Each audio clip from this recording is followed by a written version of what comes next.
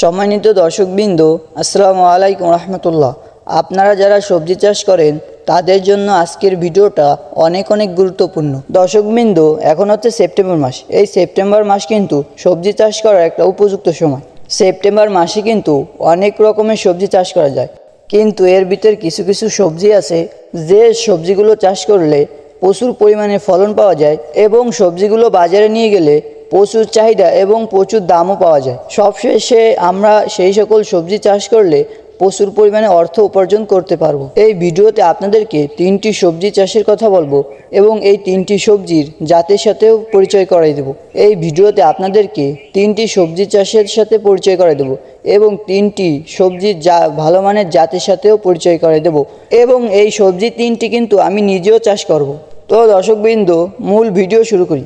September মাসে চাষ করার জন্য সময় উপযোগী 1 নম্বর অর্থকারী ফসল হচ্ছে লাউ চাষ। দর্শকবৃন্দ, লাউ কিন্তু সারা বছর চাষ করা যায়, কিন্তু যে কোনো সবজি চাষের একটা উপযুক্ত সিজন থাকে, তেমনি লাউ চাষ করার উপযুক্ত সময় হচ্ছে শীতকাল। যে কোনো সবজি সিজনের শুরুতে চাষ করলে সেই সবজিতে কিন্তু আমরা প্রচুর পরিমাণে ফলন পাই এবং গাছগুলো কিন্তু খুবই সতেজ এবং সবুজ থাকে। কিন্তু প্রশ্ন তো থেকেই যায় যে এখন তো শীতকাল না, এখন যদি আমরা লাউয়ের বীজ রোপণ করি তাহলে কিন্তু লাউয়ের ফলন আসবে কিন্তু শীতকালে। লাউয়ের বীজ রোপণের 50 কিংবা 60 দিনের মধ্যে কিন্তু ফল হারভেস্ট শুরু করা যায়। এজন্য আমরা লাউয়ের ফলন পাবো কিন্তু শীতকালে। শীতকাল আসতে আর বেশি টাইম নেই, আর মাত্র 2 মাস আছে। অন্যান্য সবজির তুলনায় এই লাউ চাষটা কিন্তু একটু বেশি লাভজনক। কেন এই লাউ চাষটা বেশি লাভজনক তা আপনাদেরকে হিসেব করে দেখায়। লাউয়ের ভালো মানের জাত নির্বাচন করে এবং সঠিকভাবে পরিচর্যা করলে একটা লাউ গাছ থেকে আমরা 20 থেকে 30টা ফল অনায়াসেই হারভেস্ট করতে পারবো। আমরা যদি একটা লাউ গাছে 20টা ফল পাই এবং প্রত্যেকটা লাউয়ের পিস যদি আমরা 20 টাকা করে পাই, তাহলেও কিন্তু আমরা একটা লাউ গাছ থেকে 400 টাকা বিক্রি করতে পারবো। তো দর্শকবৃন্দ, আমি লাউয়ের ভালো মানে কিছু জাতের সাথে পরিচয় করাই দিই। যে কোনো সবজি চাষ করে যদি ভালো ফলন পেতে হয় তাহলে কিন্তু অবশ্যই একটা ভালো মানের জাত নির্বাচন করতে হবে। ভালো ফলন ছাড়া কিন্তু আমরা লাভবান হতে পারবো না। লাউয়ের ভালো মানের একটি জাত হচ্ছে সুপ্রিং সিড কোম্পানির গ্রিন ম্যাজিক। এই জাতটা কিন্তু বাংলাদেশে প্রচুর জনপ্রিয়। এই জাতটাই কিন্তু প্রচুর ফলনে দিয়ে থাকে। এই জাতটা কিন্তু আমি প্রত্যেক বছর চাষ করি। এবছরও আমি চাষ করছি। 2 নম্বর জাত হচ্ছে লাল তীর কোম্পানির ডায়ানা। এই জাতটাও কিন্তু অনেক ভালো। এই জাতও কিন্তু প্রচুর পরিমাণে ফলন দিয়ে থাকে। আমি এই জাতটাও চাষ করি। এই জাতটাই কিন্তু শীতকালে প্রচুর ফলন দিয়ে থাকে। সেপ্টেম্বর মাসে চাষ করার জন্য 2 নম্বর অর্থকারী ফসল হচ্ছে টমেটো চাষ। দর্শকবৃন্দ, এখন কিন্তু টমেটো চাষ করার উপযুক্ত সময়। এখন টমেটো চাষ করলে আমরা কিন্তু ভালো একটা বাজার দর ধরতে পারবো।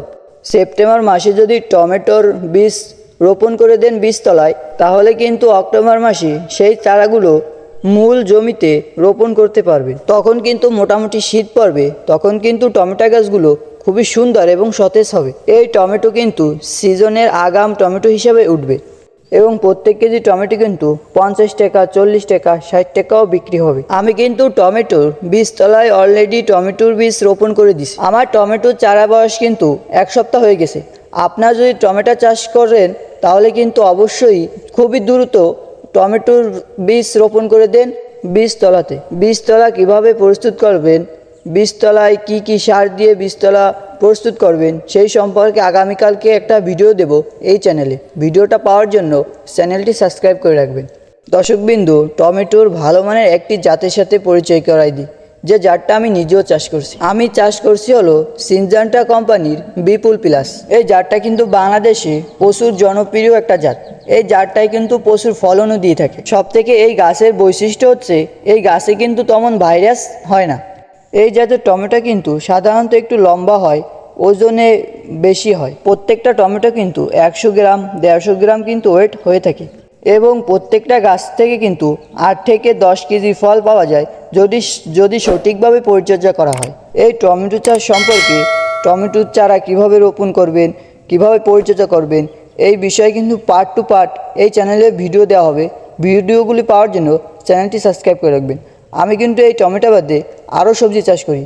পাতাকপি, ফুলকপি, ঝিঙ্গা, চিচিঙ্গা, করলা, এই প্রত্যেকটা সবজি সুবিধা কিংবা অসুবিধাগুলো কিন্তু আপনাদের মাঝে এই ভিডিওর মাধ্যমে তুলে ধরি। সেপ্টেম্বর মাসে চাষ করার জন্য সময় উপযোগী 1 নম্বর অর্থকারী ফসল হচ্ছে করলা চাষ। দর্শকবৃন্দু, শীতকালে কিন্তু করলা প্রচুর পরিমাণে চাহিদা থাকে এবং করলা কিন্তু প্রচুর পরিমাণে দামও থাকে। তার কারণ হচ্ছে শীতকালে কিন্তু তেমন একটা করলা পাওয়া যায় না। এই করলাটা কিন্তু সারা বছরই চাহিদা থাকে, এই জন্য কিন্তু করলার দামটা তেমন কমে না। এই জন্য আমরা চাষ করলে প্রচুর পরিমাণে লাভবান হতে পারবো।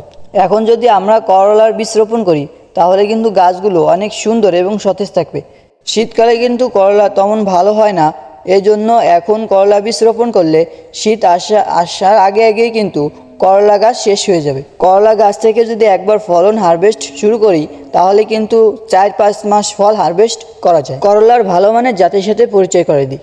আগে বড় করলার 2টি জাতের সাথে পরিচয় করাই দিই। করলার 1 নম্বর জাত লাল তীর কোম্পানির টিএ সুপার, 2 নম্বর জাতটা হচ্ছে এসিআই কোম্পানির পাপিয়া সুপার। এই জাত দুটো কিন্তু ভালো, এই জাত দুটো কিন্তু প্রচুর পরিমাণে ফলন দিয়ে থাকে। আমি এই জাত দুটো কিন্তু চাষ করছি। আমার করলার গাছের বয়স কিন্তু অলরেডি 2 মাস হয়ে গেছে। আমি কিন্তু প্রচুর পরিমাণে ফল হারভেস্ট করতেছি আমার গাছ থেকে। আমি কিন্তু এই জমিতে আবার করলার বীজ রোপণ করব। ভিডিওটা যদি ভালো লাগে তাহলে চ্যানেলটি সাবস্ক্রাইব করে রাখবেন। সবাই ভালো থাকেন, সুস্থ থাকেন। আসসালামু আলাইকুম রহমতুল্লাহ।